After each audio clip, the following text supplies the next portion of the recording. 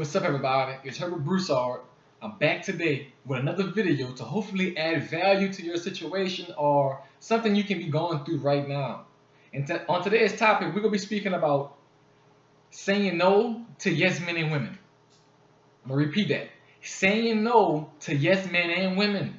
Now, most of our life, we go through this stage called peer pressure. Now, I've never really dealt with peer pressure because I was always strong enough mentally to make my own decisions.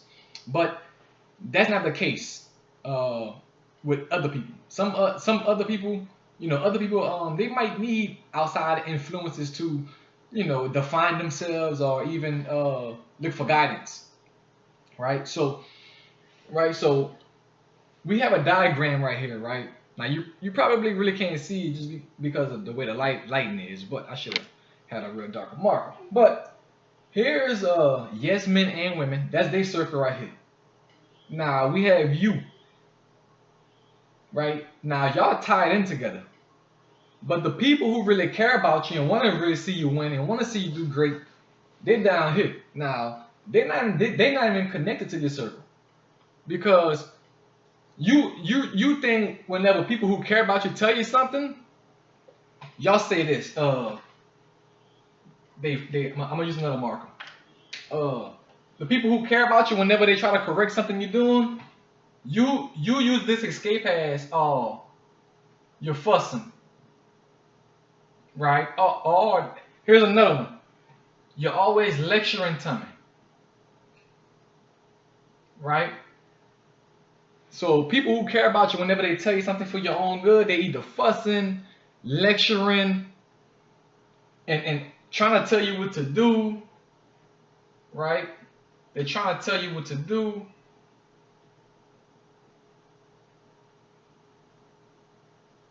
The people who care about you, they always fussing to you when they're telling you something. They always lecturing whenever, they telling you about yourself and things that you need to change up, or they trying to tell you what to do with your life. But now, whenever you team up with yes men and women, here's what they do to you. Hey, come hit this lick. Right? Let's hit a lick. Or let's hang out. Let's hang out and be non-productive, right? The yes men and women telling you, hey, let's go hit this lick, man. I know this fire lick, man. They it's $2,000. We can go get the $2,000, right? Or hey, or another one. Hey, let's hang out and be non-productive. We're gonna just smoke weed all day, right? We're gonna smoke all day. We're gonna drink. We go smoke, drink, talk shit, right? Talk shit, right? And the yes men and women, they want to stimulate your mind, right? They want to stimulate your mind with smoking. But the thing about it is their energy is in the wrong place. Now here is you with the yes men and women. Now you do it, right? You hit that lick. You hit the lick. Now look, you hit the lick with them. Now let's say you're caught. You get caught hitting the lick, right? So now they hit you with a charge, an armed robbery charge. They hit you with an armed robbery. Now here is you. The first people you're calling, you're gonna call your mom. You're gonna call your dad, right? You're gonna call your aunts, your uncles.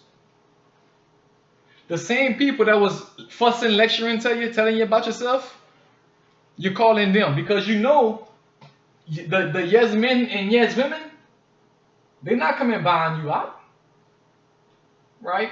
That same lick, y'all went hit for $2,000, they keeping it. Remember when Debo and Smokey went into the house and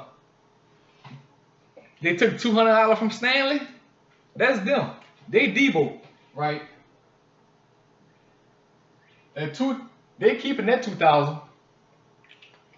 You calling home to mama, daddy, aunts, and uncles, the people who are fussing to you, they lecturing to you, they trying to tell you what to do with your life. You calling them because you know you can't call the yes man or yes woman. Why? Because you know they don't really care that much about you to come and, you know, help out with your bond, right?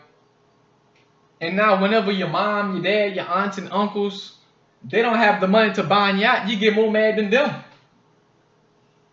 You get more mad than the people who really care about you because you went out and make a dumb decision you could avoid whenever the people who really cared about you was fussing, lecturing, and trying to tell you what you do with your life. Trying to tell you what to do with your life, right? If you hang around yes men and yes women too long, and you don't get around people who really care about you, stay around people who really care about you, drop your pride, and really listen instead of being emotional, irrational, don't really use your mind, you don't think logically, you think with your heart, so you're going to do things in a reactive way, right? So all I'm basically saying is you need to reevaluate your circles. You see, you in circles with the yes men and women, but you're not in the circle of the people who really care about you, who you say fussing at you, lecturing, and stuff like that. But as soon as the yes men and women come along and say, hey, look at my dude, say, girl, I know this lick we can hit. Hey, look, hey, girl, look, set them up, and I'm going to come around, and I'm going to hit the lick. Now watch this.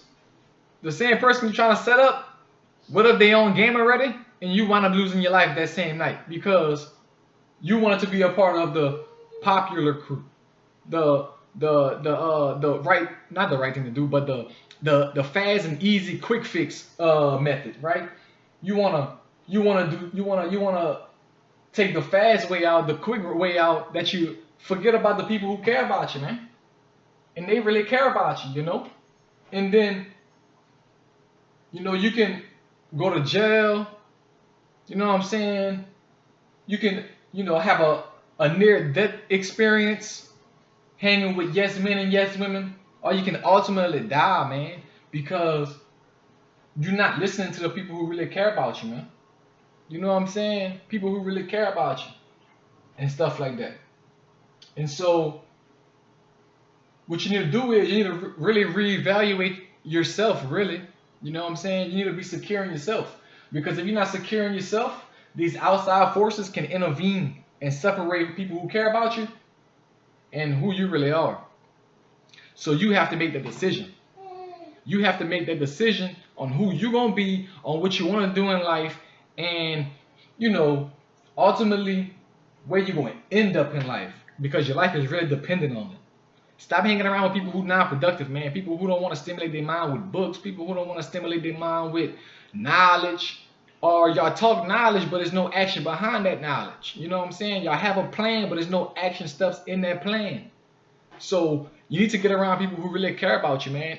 And the people who care about you, they don't have to be your mom, dad, aunts, uncles, brothers, sisters. They don't have to be people like that. It could be people in the neighborhood. It could be like the OGs who tell, like where I grew up in Macomb, and on Magnolia Street, we had a OG named Sam, but he passed on, and we have an OG named Mike, and Mike always talked to me. He always said, Junior, go to school, man, and get a trade. You know, he always said, go to school and get a trade. He always said, you know, go be a carpenter, a plumber, and even if you don't, you know, even if you don't pursue it, at least get your license in it. So, you know, I took that advice, man, and, you know, I went and get my apprentice electrician license, right? I went and get my apprentice electrician license, not because, you know, he told me to, but I listened to what he said, and as I got older and I started learning more about human capital, valuing myself, making my stock go up by gaining skills, gaining trade, gaining knowledge and things like that. Whenever you do things like that, man, your stock go up. So, and I can use this forever, right? Keep renewing it, and just keep getting information and keep getting more knowledge on this skill. And I can pull this out anytime because I have it. So you need to get around people like that, man, and really listen, man.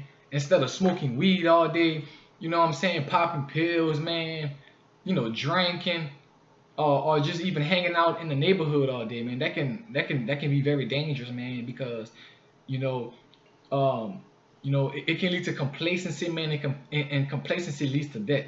So, and the reason why I say that because when I was in the Navy, complacency could have lead to your demise. So it's up to you, man, on what you want to do. It's up to you who you want to involve yourself with, man.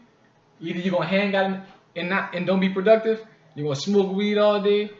You know what I'm saying? Nothing. I mean, if you smoke weed, you know what I'm saying, do it in moderates, man. You don't want to do it all day. You don't want to do it at 8 o'clock when you wake up, then 11 o'clock, then 1 o'clock. Then, I mean, the only reason I'm saying is because if you don't have nothing in motion before you just smoking all day, now if you making money and you're smoking, perfectly fine. I mean, Snoop Dogg doing it, Wiz doing it, Currency doing it. I mean, but outside of that, outside of the hip hop industry, if you want to do something else, you can't smoke weed all day, man, because you're gonna get left behind. So, it's cool. That's what you want to do. If you drink, but don't drink, early in the morning until you go to sleep. Cause now you're becoming dependent on that drink. Cause now you're gonna need that drink all day, right? Or if you're just talking shit all day, being negative all day, you know what I'm saying? You want to rob people all day. You want to hit a lick all day instead of gaining the intellectual property to make you money that's gonna last longer. You know what I'm saying? You ain't gotta worry about going to jail. You ain't gotta worry about your yes men and yes women don't want to make bail for you because you made the dumb decision in listening to them in the first place. So I'm just saying, man, reevaluate your situation and think. So it's been Herbert Broussard. Peace.